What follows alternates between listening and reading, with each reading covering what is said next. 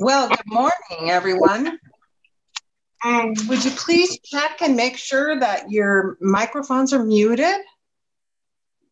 Thank you. Welcome to the first virtual Colorado PTA convention, and actually our 99th annual Colorado PTA convention. I'd like to introduce myself. I'm Marta Murray, and I'm the Bylaws Chair for Colorado PTA. And my co-presenter is Michelle Wenzit, and she's the current secretary for Colorado PTA. Michelle, would you like to introduce yourself and tell us a little bit about yourself? Sure. My name is Michelle Wenzit, and I'm the current Colorado PTA secretary. And I've been with Colorado PTA for quite a while, but I'm really excited to have everyone here today.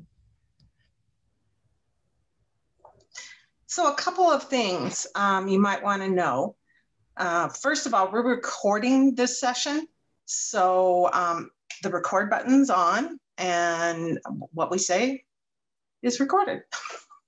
And then if you don't mind muting your microphones when you're not talking, and we'll give you an opportunity to chat with us or have opportunities to maybe have a conversation, because we have a nice sized group today. First of all, I wanted to tell you just a little bit about myself. My husband and I will be married 40 years in September. And then I've been with Colorado, well, with PTA in general for almost 30 years when my kids started school in Jefferson County. And now, next year, I have 4 grandkids that will be in Jefferson County schools. So one of my greatest accomplishments or biggest challenges during the pandemic was remote learning. And I don't know if any of you had that same issue, but wow, that was amazing. I had 4 computers going all the time, and I had 3 kids at 3 different grade levels, and 2 of them couldn't read and didn't know much about their Chromebooks. So we struggled a little bit, but we did have a great time. I'm also currently serving as on the West Metro Fire Board of Directors, and this is my 7th year doing that too. So I've been in a lot of capacities like Michelle in PTA in general over the years. So yeah, I guess that's I it. can Michelle, say a do you little have more some about things you want to myself. share? Yeah, so my name is Michelle Wenzit, and my husband and I have been married for over 30 years, and we have 2 kids. And they're adult children now, and but I've been involved in Colorado PTA since my daughter was in kindergarten. And actually, my first role in PTA was as secretary. And so I really, have a special place in my heart for secretary position. Currently, though, I work full-time for a nonprofit called Friendship Bridge that provides microcredit loans and additional services to women in rural Guatemala. And my husband and I own an automotive repair shop that I do bookkeeping for. So in my volunteer life, I do Colorado PTA. I'm the secretary, but I'm also on the board of the Outdoor Lab Foundation in Jefferson County.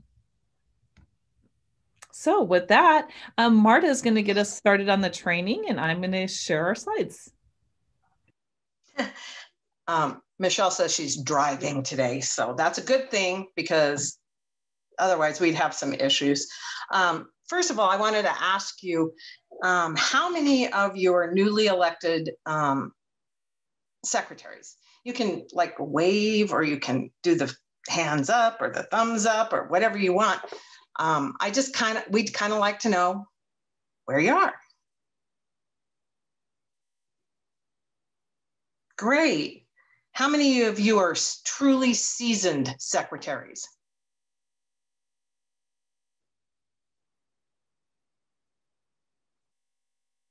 Not a lot, huh? Okay. How many of you are first timers?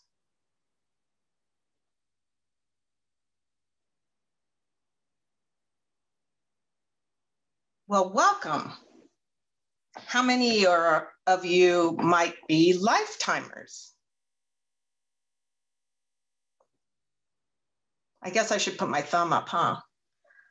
How many of you have kids in elementary school?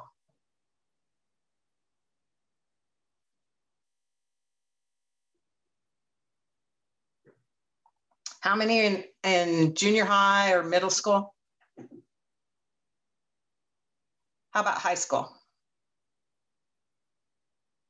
Awesome. We have a really good representation of all the grade levels and new people and seasoned people. Thank you for doing that for me. So let's jump in. Michelle, you want to show this the first slide?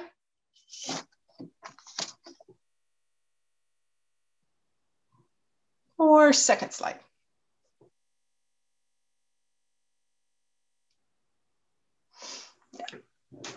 So the PTA's tagline is every child, one voice. And the mission for PTA is to make every child's potential a reality by engaging and empowering families and communities to advocate for all children. PTA values collaboration, commitment, diversity, respect, and accountability.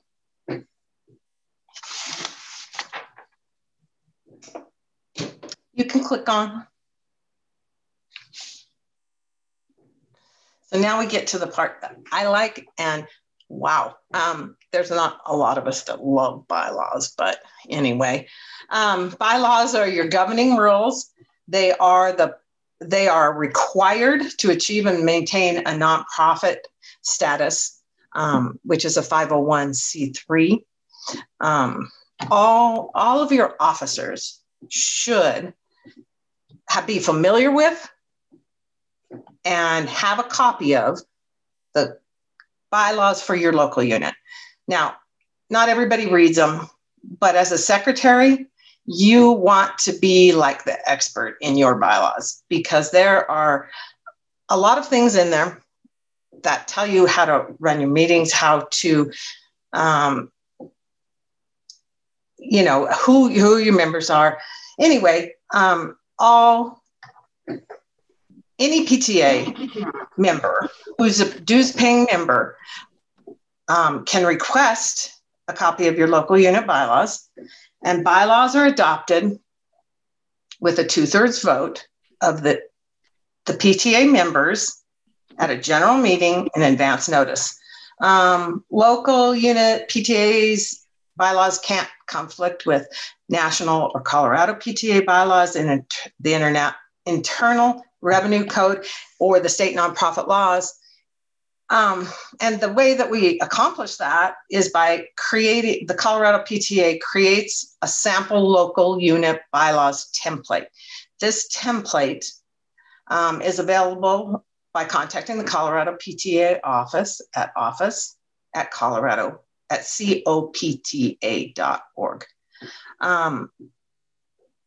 Let's see, what else did I do?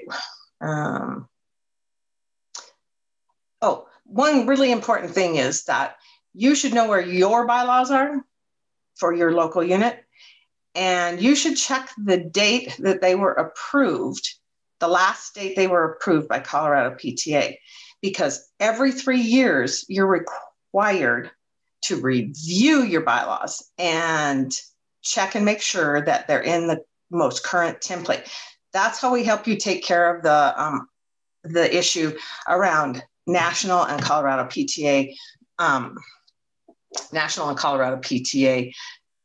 having made a ruling or made an amendment or adopted another part of their bylaws that you are to follow. So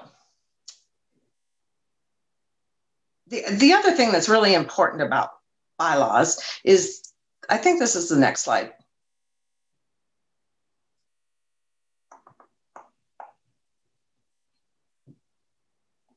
Yeah. There's a lot of important questions that can be answered by looking at your bylaws. Like, for instance, what is the official name of your PTA? A lot of times people use like letters of the PTA, or they don't know that it's a PTA or a PTSA. And so those are the things that you can find out in your bylaws. What officers' positions are elected? That's a critical question. And when the officers are elected, how many years are in a term? How many consecutive terms may be served? And what are the duties of the officers? What is a board of directors? How do they function? And who is on that board? And what are their responsibilities? Those are all in your bylaws. The other thing that you might find out an answer to this question: what are the standing committees that are required by Colorado PTA? Who can create a committee? And what are special committees? How many meetings do we have in a year? Who can create, how do you decide on the meeting dates? Let me think. Who are your members? That's pretty important. And what is the quorum? The quorum is the number of people that have to be at a meeting in order for you to conduct business. That's an important number to find out. And how much are the dues that your PTA members are paying? And who can be a PTA member? How many? Well, there's finances too. You can find out a lot about what the treasurer is supposed to do, and what is required of you by state law, nonprofit law, IRS, and Colorado PTA and National PTA under the section of treasurers. Next slide. So I'm sure some of you are familiar with parliamentary procedure. It's a set of rules. It's called Robert's, what we use for our authority in parliamentary procedure is Robert's Rules of Order. Now, this book is quite thick and very much in small print, but you should probably have a copy of the most current Robert's Rules of Order somewhere in your PTA. And there's different versions. Like, for instance, I really like the one that kind of comes out along with the newly revised version of Robert's Rules. It's called Robert's Rules for Dummies. It's really written in a very user-friendly language. And then there's the condensed version of Robert's Rules, which is about a quarter of the Robert's Rules of Order book, but it's the most important things that you need to know about parliamentary procedure. And Robert's Rules of Order helps you to ensure that one person talks at a time, that all voices are heard, and everyone gets to have input, and that we follow the rule, the majority rule.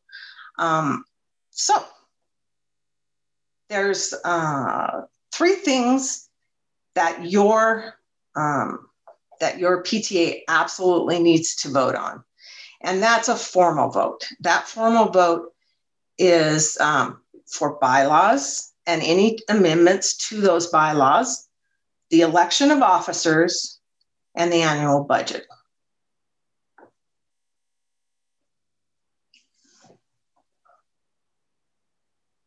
So we also encourage you as a secretary or any officer or committee chair to keep a procedure book. Now, it's not technically a book anymore.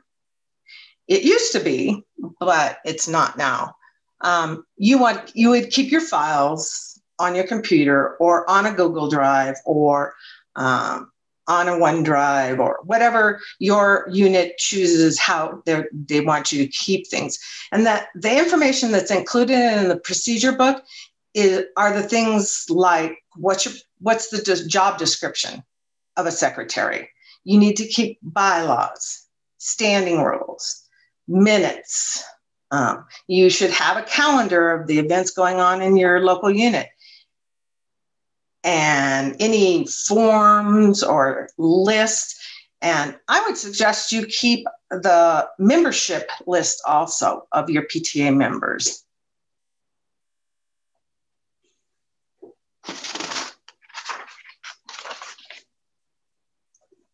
So Michelle's going to take over here, and I'll try to watch the chat for her. If you have any questions, you can put them in the chat, or again, if you want to raise your hand and talk to us, well, that's okay too. So go ahead, Michelle. Thank you, Marta. So I'm going to discuss or tell you a little bit about 501c3s. I don't know how many of you are familiar with this term. 501c3 is an IRS term that is a category for nonprofits. There's several categories for nonprofits. 501c3 is a type of that category. So PTA and all of your PTAs are a 501c3 as determined by the IRS, which means we are all a nonprofit. So with that, there's certain responsibilities that come with that. And for instance, one of those things that's an IRS requirement is that there is a annual 990 that is submitted to the IRS. So in PTA, there's certain things that, we ask all PTAs to do. A lot of these things that we ask you to do are actually either IRS requirements or required by the state of Colorado. And so what we're trying to do is just support your PTA so you can stay a nonprofit in good standing. So with that, some of the things that come along with being a nonprofit, at least as a 501c3, like we have listed here, that we have to ensure that no single individual benefits from the PTA funds, that we abstain from supporting or campaigning for a candidate. Now, this is different than campaigning or supporting an initiative.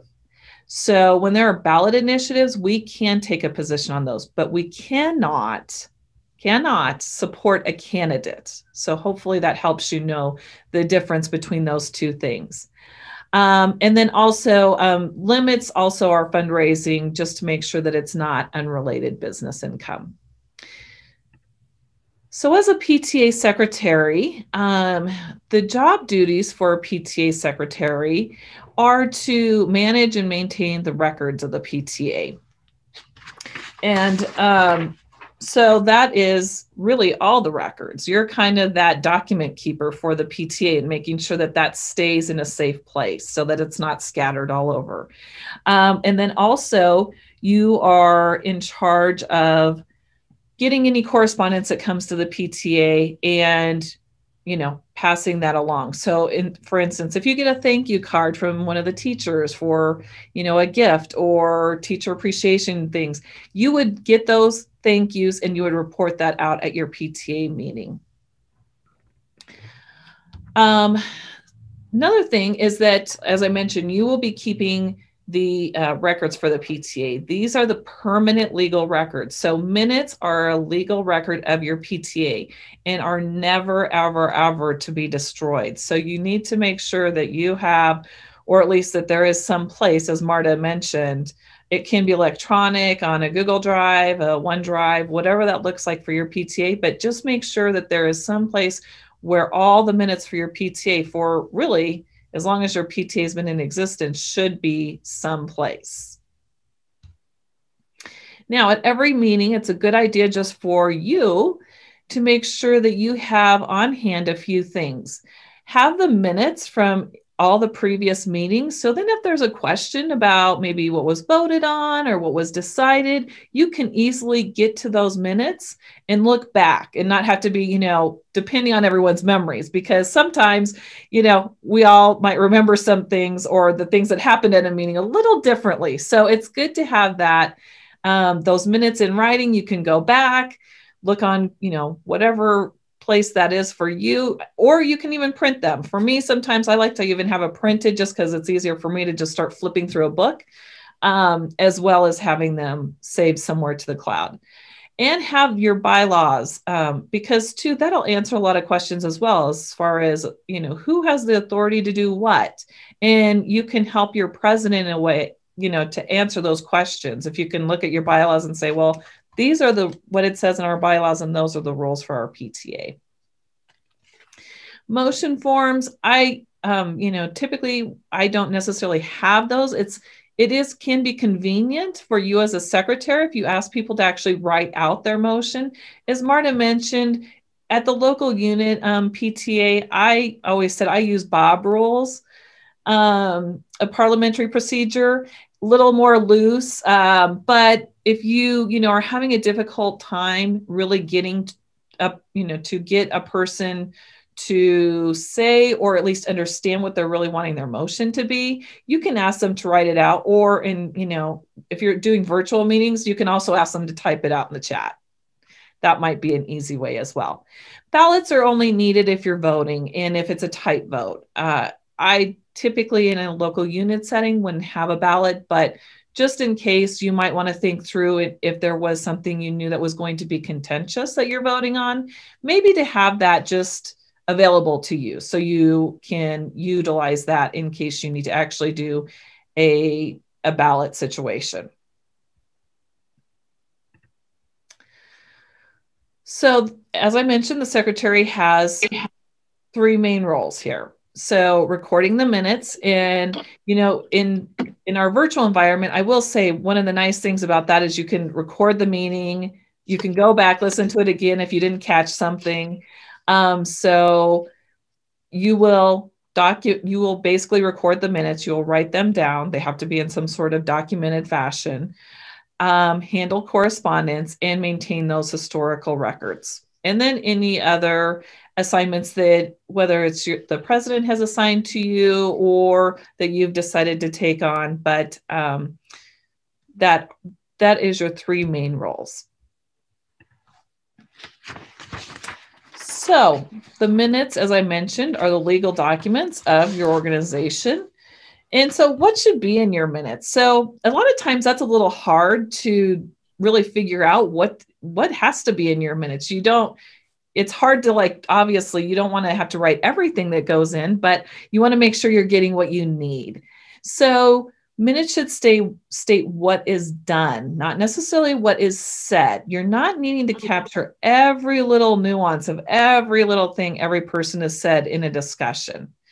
Minutes should be brief and they should be factual. And the most important thing is that your minutes should capture motions that have been voted on and what the result of that vote was.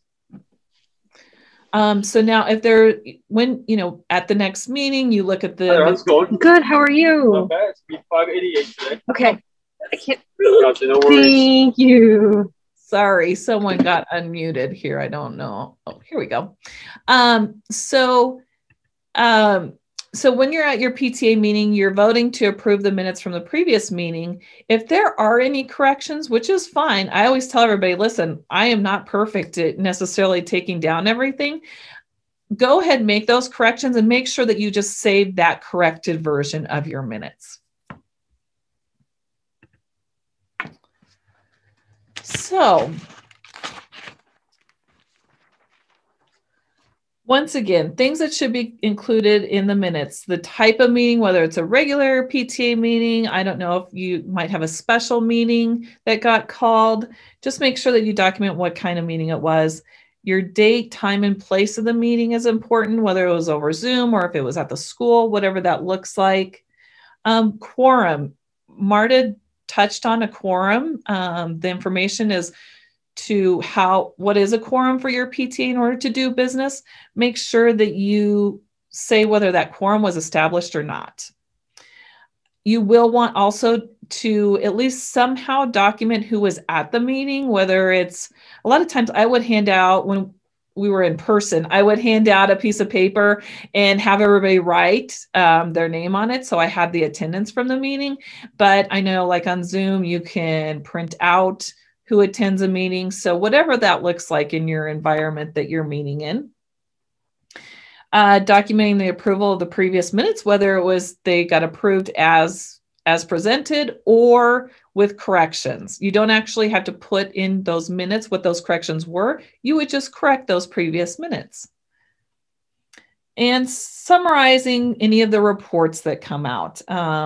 So for instance, if your principal makes a report to your PTA, you could summarize that. Any committee work that's happening, summarize what they reported. If there is a speaker, you can put the name of that speaker, but you don't need to put in your minutes exactly what the speaker presented at that meeting. And then motions, when you document motions, you want to make sure you put who made the motion. So whether it's Sally Smith or Jim Wright, whoever that motion maker is, you're going to document what their name is in your minutes. You can just say that it was seconded. You don't actually have to record who made that second. Just put that it was seconded and then the result of that vote. You can put in any unfinished business, announcements that might have been made, and of course the time of adjournment. So what do we leave out of our minutes? What should we not include in the minutes? Really is a better way, I guess, to say it. Do not put in any personal opinions. Keep that out of your minutes. Any judgmental phrases, motions that are withdrawn, you do not have to put those in your minutes. You actually should not put them in your minutes. Flowery language, which I'll kind of give you some examples of what I mean by that.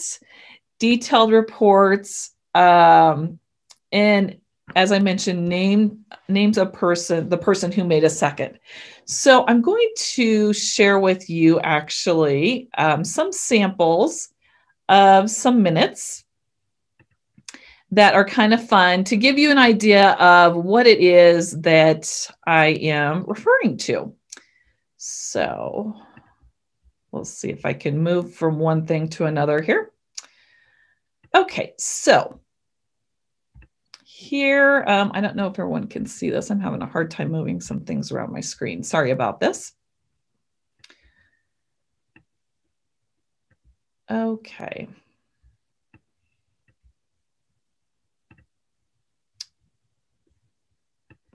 Okay, here we go. I'm going to just share this Word document with you. Okay, so here's a sample of some minutes that are what I would say is what you should be documenting. So this is the minutes from, and I have ABC Middle School, and I will share these documents with you in the chat as well, so you can have them if you'd like to use them as materials for the future. But you can see here, I have the date, which is September 2019. And I put on here, PTA President Richard Rowe called the meeting to order at 7 p.m. A quorum was established with more than 60 PTA members in attendance. So it's not that you necessarily have to put the exact number, but at least put what that quorum looked like. As far as the treasurer, I put PTA Treasurer Betsy Bow reviewed the budget. There was a motion to approve the budget. The budget was approved by the majority. So I hope this kind of gives you an idea of what it is you're looking for in order to actually document when it comes to a motion. Membership Chair Lois Lane reviewed the results of the Back to School membership drive. She reported that 30 new members joined during the drive, many of whom were parents bringing their children to start their first day of school. President Rowe called for volunteers to help plan and run the winter holiday fundraiser. He introduced June Jones, the chair of the winter fundraiser. June Jones said the theme for this year's fundraiser would be Tech the Halls and would have electronic and futuristic decorations and activities. Jones named the various tasks that were available for volunteering and explained the process for signing up to volunteer. She mentioned that the fundraising goal was $5,000. Reflections Committee Chair Donna Doe talked about the Reflections Contest, explaining the theme and how to get involved. So you can kind of see going through this, it's like just a very high-level summary of what could have been, right, discussed during this PTA meeting. And so moving along, it says Health and Wellness Chair Jim Halloway moved on behalf of the Health and Wellness Committee to contract with Mr. Body to provide an assembly this spring. Jim said the assembly focused on healthy eating and lots of physical activity. It met the parameters in the committee's work plan, and it falls within the budget approved by the board for the committee. Motion did not need a second as it came from a committee. So this is something interesting for you to note. If a committee brings a motion to the board of directors or to the general meeting, it does not require a second. That's only if the committee forwards the motion. If, for instance, a committee chair comes to the meeting and says, I would like to get approved $5,000 for the reflections, then they would need a second. So I hope that helps kind of explain the differences between the two. Here it says motion carried. Principal Sandy Silo thanked everyone for coming and invited people to join her for her monthly coffees. President Road thanked all for coming and invited everyone to the upcoming family swim night. The meeting adjourned at 7:45 p.m. And then at the bottom here, you will put your name prepared by and your title, recording secretary. So this is an example of minutes that are what I would say are what you would typically want to be using. Now I'm going to show you an example of minutes that are a little, let's say, not exactly what you would want to do, but for our example here are kind of a little fun way of looking at minutes that maybe are not the correct ones that you should be doing. So it says, this is Small World Elementary School PTA. This was a general membership meeting. PTA President Minnie Mouse started the meeting. We had a good crowd. PTA Treasurer Scrooge McDuck forgot the budget and asked to approve anyway. There was a motion to approve the budget. The budget was approved. So as you can see, without having something there, you really can't approve it. Membership Chair Mickey Mouse reviewed the results of the Back to School membership drive. He reported that 30 new members joined during the drive, and Goofy refused to join because he is too busy. President Minnie called for volunteers to help plan and run the winter holiday fundraiser. She voluntold Donald Duck to chair the winter holiday fundraiser. Donald Duck said the theme for this year's fundraiser would be Money Blizzard and would have dollar snowflake decorations and a blizzard of activities. Donald Duck said that no one will help him, so he has to do everything himself because no one has come to him to help. He mentioned that the fundraising goal was $5,000. Reflections Committee Chair Snow White talked about the reflection contest, explained the theme and how to get involved. Health and Wellness Chair Tigger has contracted with Mr. Body to provide an assembly this spring. Tigger said the assembly focused on lots of physical activity is more than the budget, but because it's so awesome, it's okay. Principal Sheriff Woody thanked everyone for coming and invited people to join him for his monthly roundup. President Minnie thanked all for coming and invited everyone to the upcoming family swim night. The meeting finally ended. So hopefully you can kind of see what I mean when I say flowery language should not be included in minutes. This is just kind of a fun way of looking at it and hopefully helping to give you an idea of what to include and what not to include in your minutes. Like I said, I'm going to share that in the chat.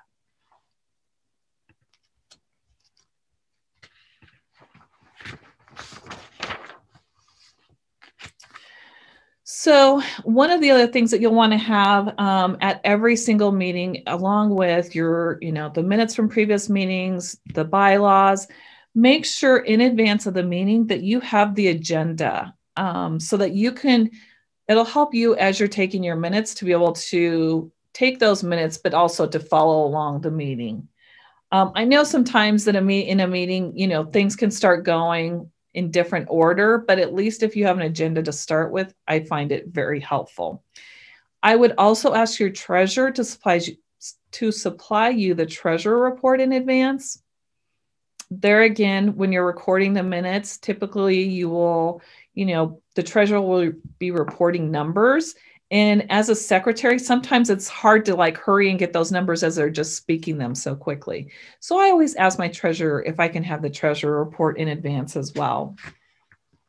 If possible, I would sit as close to the president or presiding officer of that meeting.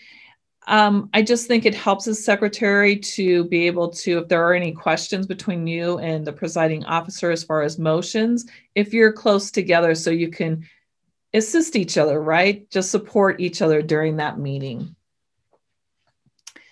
And don't force yourself to write the minutes in chronological order. It just may not work.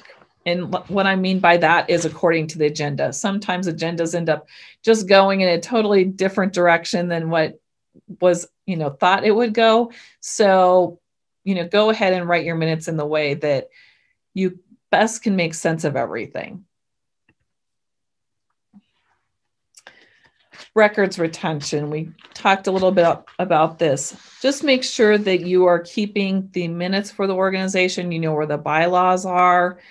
Get a copy of the 990, but possibly from the treasurer, at least coordinate with the treasurer to make sure that that's being kept somewhere in the same place as all the minutes are. I think just being that organizer of all those historical documents for the PTA and making sure that they're all in one place that you know will be able to be kept and won't get lost.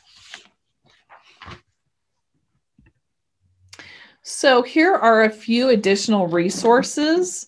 If you ever need them, Marta mentioned if you're really interested in the detailed rules of the Robert's Rules of Order, and I'm not sure if the newly revised 11th edition is the most current, but anyways, you could get yourself a copy. Michelle? Michelle, it's the 13th edition. See, I'm so behind. Yeah, it just happened. I just... Yeah, so it's 13th edition. Colorado PTA, we are here to support you in any way that you need. We are electing a new secretary, but I'm always available. The new secretary, she will also be a great resource for you, Christina Burnham. If you're in a council, everyone's in a region as well. Those great volunteers are also here to support you with any questions you might have. On PTA.org, there are some e-learning courses. They're free to you as PTA members and a great resource. And we will also have this recorded if you ever want to come back and look at it as well for any brush ups on information. So with that, we will go ahead and start answering any questions. So I don't know, Marta, if I have not been monitoring the chat, but let me see. So Mandy asked if you can get a copy of the slides. Yes, we will. I can get you a copy of those slides along with the minutes that I shared with you. Okay, Carrie Krebs. Let's see, reports should be summarized. Do reports need to be written by the presenter? Do you mean like the committee chair? Yeah, you were saying that, or one of the slides said that the secretary should summarize the reports, and then it said to attach those reports. And I was thinking, okay, does that mean that the person presenting, whether it be the president or a committee chair, needs to have those written out so they can turn them into the secretary? Does it have to be that formalized? You know, it kind of depends on your own PTA. It doesn't necessarily have to be that formalized. Sometimes it's nice if a committee chair will give you a written report. I totally understand that all of us do not have time to write down everything that we're doing. So the minutes really are that document in order to keep the information of what are going on within those committees. So you know, if your committee chairs or anyone giving a report are able to give you a summarized report, that would be fantastic. I know that is not always the world we live in. So I hope that helps answer the question. Yes, thank you. Okay, great. Are there any other? Hey, Michelle, are you going to share the PowerPoint and your examples of minutes and those things in chat? Yes, I am going to get those into the chat right now. Just give me 1 second. I have one question about the better example of the minutes. When it was talking about the budget and there was a motion to approve the budget, shouldn't there have been a designation of who put the motion forward? I know we don't need to put the seconds, but we need to at least identify who put the motion forward, correct? Yes, that's a good catch. And I probably was assuming that I might have made an assumption that in those minutes that since it was a treasurer giving the report, you knew it was a treasurer, but okay. That's a good catch. Thank you so much. I would document if it was the treasurer that they put forward the motion. Okay, good. Thanks. And I don't think I mentioned it, but voting on the budget is really an important thing. So you need to make sure that gets into the minutes.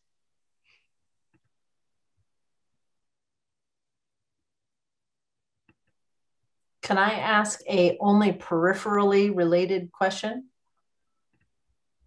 Yes.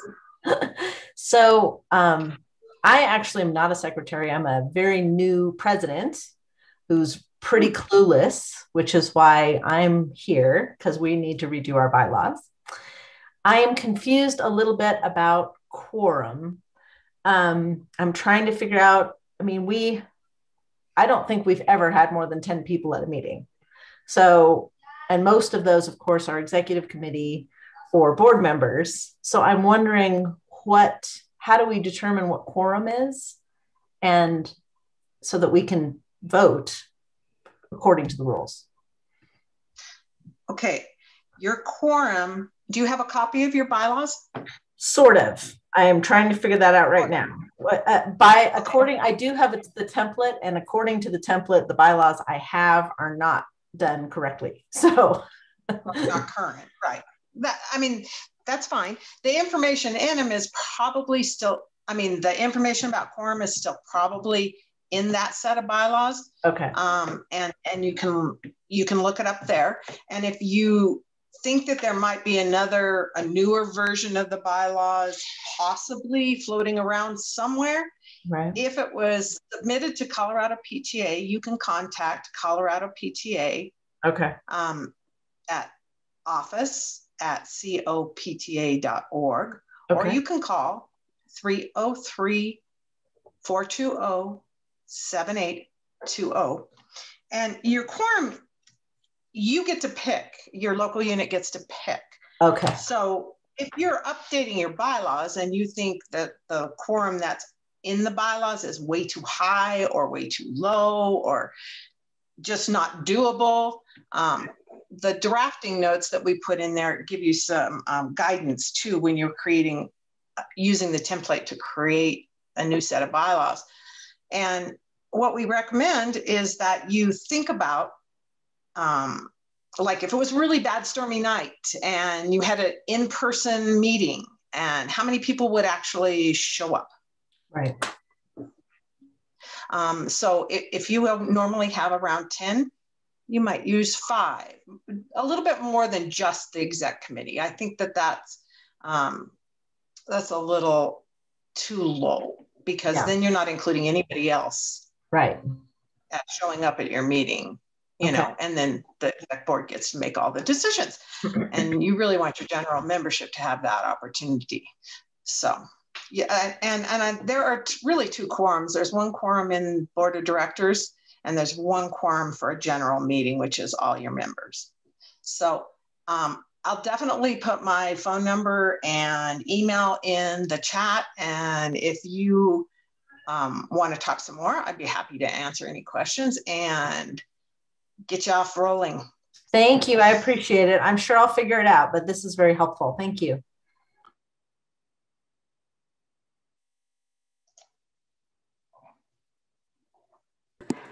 I had a little question. I was wondering if you know how to access the e-learning online, because I think that would be really helpful, especially since I'm like I'm the only one on my PTA, the whole new board for next year that's able to attend.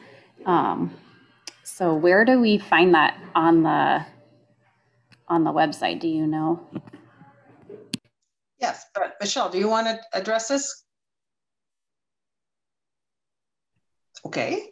Go ahead. Oh, there she goes. I wasn't frozen. PTA.org. That's the National PTA website.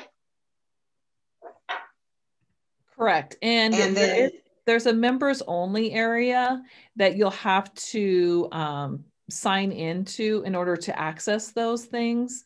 And if you want, I will also send the actual link to the exact spot you need to go to, just in case, because I totally understand sometimes when you get to websites, it's a little confusing.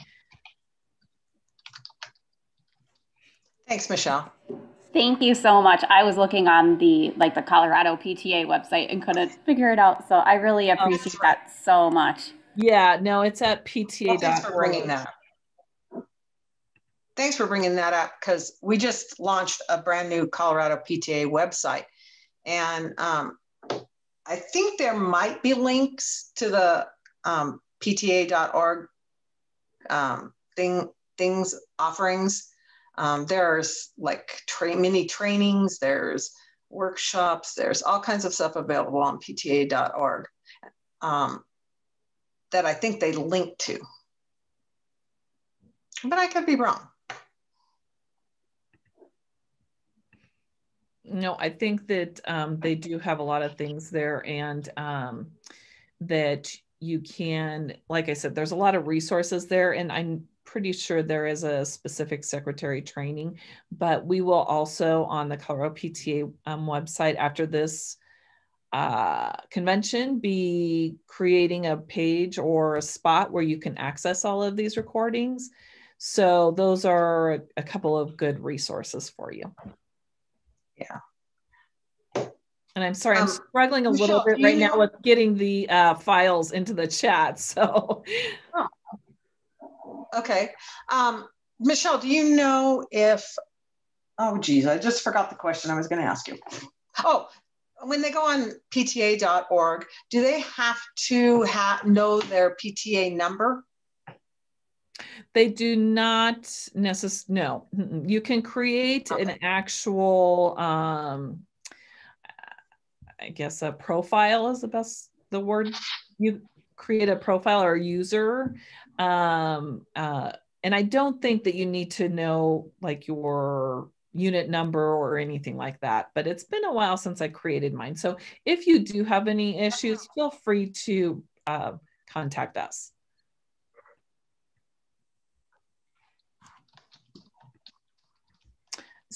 So since I am having such a difficult time getting these into something that will come into the chat, I will make sure to get something out to everyone. Hopefully, if you could, please, if you would send an email to me. I'm going to put my email into the chat right now. If you would like the PowerPoint and the sample minutes that I did, if you could send me an email and I will get those out to you. That might be the easiest way to do this.